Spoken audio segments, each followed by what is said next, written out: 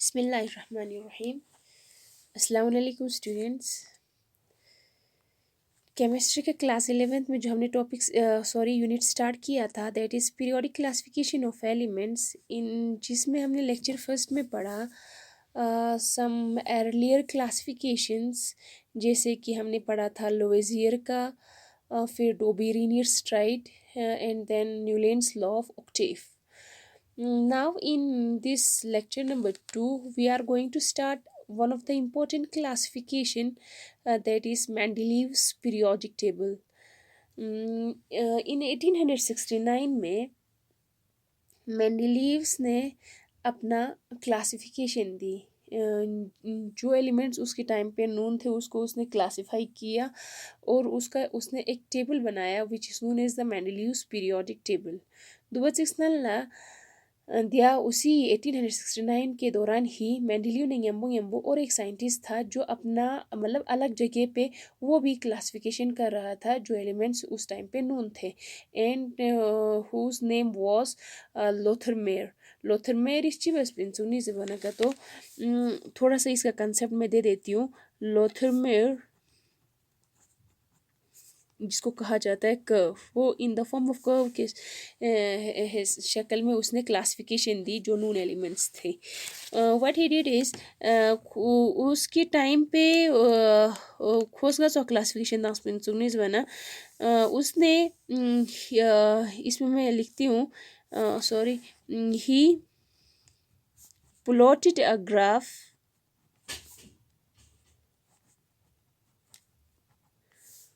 of atomic volume versus atomic mass, जहाँ पे Y axis पे खोस एटॉमिक वॉल्यूम लिया था और यहाँ पे लिया उसने एक्स एक्सिस पे का एटॉमिक मास छुता. देखा ना उसको जब जो नून एलिमेंट्स थे उदुन सा क्लासिफाई बचना उसको कुछ ऐसे कर्व्स देखने को मिला. फॉर एग्जांपल कुछ कर्व जो बहुत ज़्यादा कम्प्लेक्स था, मैं थोड़ा सा सिंप्लीफाई करके बना लेती हूँ. समथिंग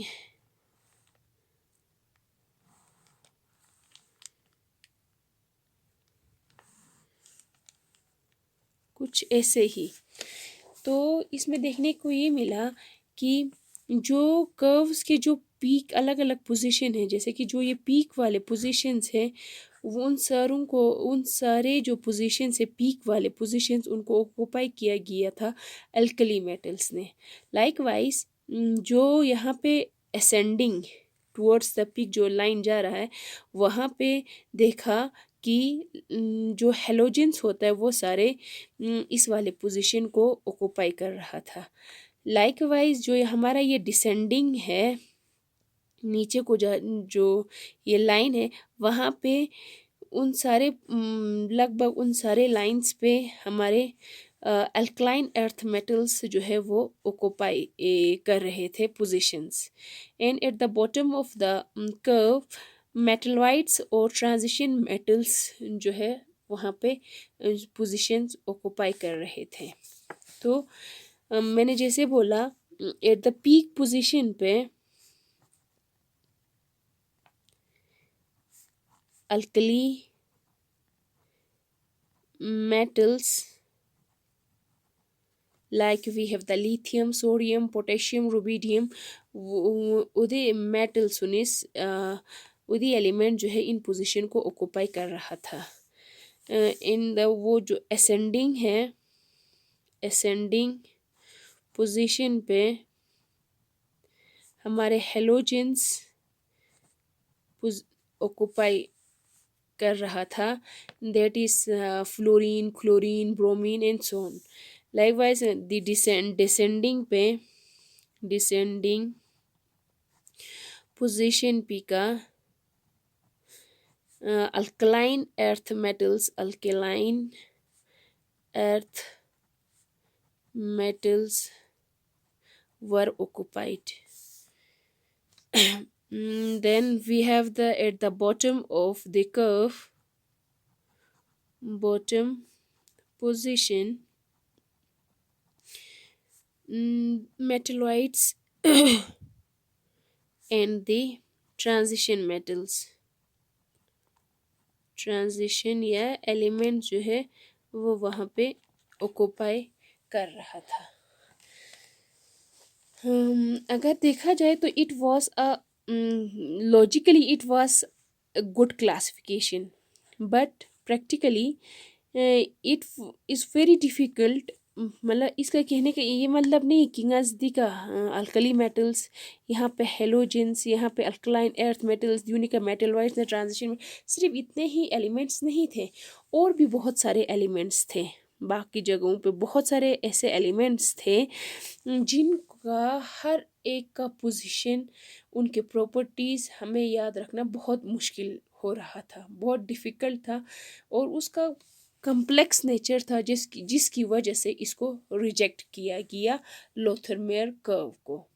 ठीक है, then we have the important classification that is Mendeleev's periodic table. इसके बारे में हमने 10th से पढ़ते आ रहे हैं बेटा, 10th या नोंगाते सिल्सपिन मेंडेलीव्स पीरियोडिक टेबल यानुक नी खोस्तांसपिन का जेंतांसनांग 1869 यानुक, और उसके टाइम पे 63 एलिमेंट्स नून थे, सम 63 एलिमेंट्स नून थे।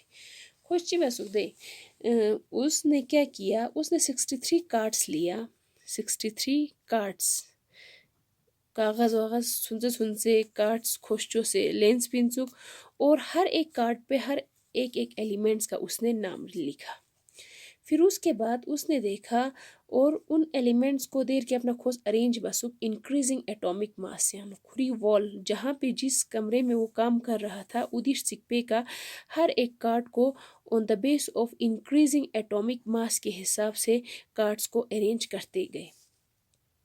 देर के अपना इस तरीके से उसने इंक्रीजिंग एटॉमिक मास में एलिमेंट्स को अरेंज किया कि जिन जिन का प्रॉपर्टीज सिमिलर आ रहा था वो एक ही ग्रुप यानो योनोत्सुक, जैसे कि फॉर एग्जांपल इस ग्रुप में दे एलिमेंट्स योनोत्सुक जिनका प्रॉपर्टीज जो है वो सिमिलर था। वो किस हिसाब से उसने क्या किया, देखो उसने ऑक्सीजन एंड हाइड्रोजन को एज अ केमिकल प्रॉपर्टी चुना। खोजी बसुक हर एक एलिमेंट जो उसके टाइम पे 63 एलिमेंट्स थे उनको ऑक्सीजन के साथ और हाइड्रोजन के साथ रिएक्ट बस पिंसुक, और रिएक्ट बस अपना जो प्रोडक्ट बना उदियांगनुंगना जिन जिन का प्रॉपर्टीज आपस में रिजेंबल कर रहे थे उनको एक ही ग्रुप में रखा। जैसे कि फॉर एग्जांपल ना जनता एग्जांपल चता, जैसे कि यहाँ पे जो ग्रुप है, जैसे कि for example we have the hydrogen, we have the sorry lithium से ही स्टार्ट करते हैं। लिथियम अगर हम उसको ऑक्सीजन के साथ रिएक्ट का तो बना का तो उसका फॉर्मूला हमें ऐसा बनेगा लिथियम ऑक्साइड Li2O। ठीक है, त्याना चोसला अगर हम सोडियम को देर के हमने जैसे कि सोडियम है को ऑक्सीजन के साथ अगर मैं रिएक्ट करूं तो उसका Na2O सोडियम ऑक्साइड। ठीक है, तो lithium oxide sodium oxide for example अगर नजदीका दी मेटल सुनी जगह का अगर नस आर जाना का तो इसका फॉर्मूला जनरल फॉर्मूला क्या बना R2, इसका जनरल फॉर्मूला बना R2O दाना। आरजे का आपका लिथियम भी आ सकता है, आरजे का सोडियम, जो भी मेटल है उसकी जगह पे महंगा जैसा आर्स ब्रिस।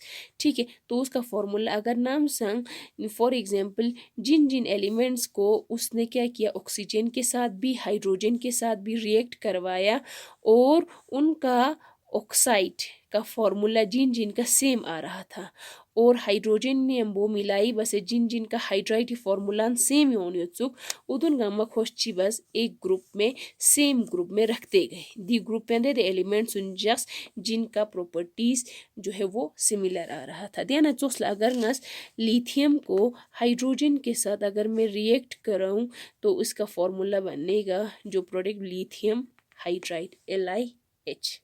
सो ध्यान चोसला सोडियम को अगर मैं हाइड्रोजन के साथ रिएक्ट करवाऊं तो हमें आ गया सोडियम हाइड्राइड।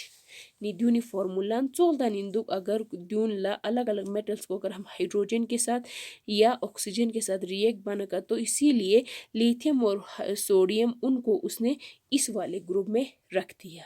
निस्पेरा छूता यंता, ठीक है।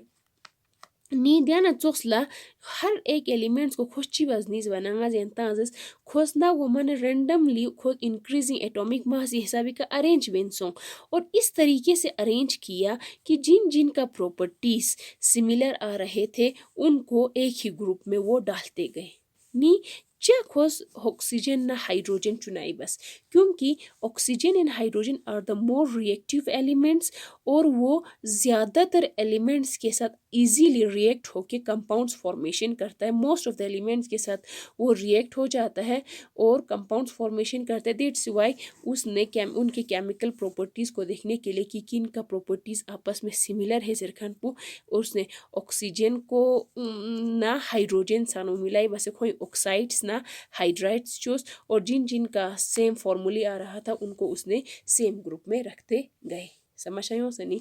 फिर on the base of that Mendeleev ने क्या दिया, एक लॉ दिया which is known as the Mendeleev periodic law. Mendeleev periodic law, Mendeleev periodic law किस तरीके से स्टेट करता है, ये मेंडलीव ने एक लॉ दिया, उसमें कहते हैं if the elements are arranged on the base of increasing atomic mass, then the elements with similar properties are periodic function of their atomic masses. That is,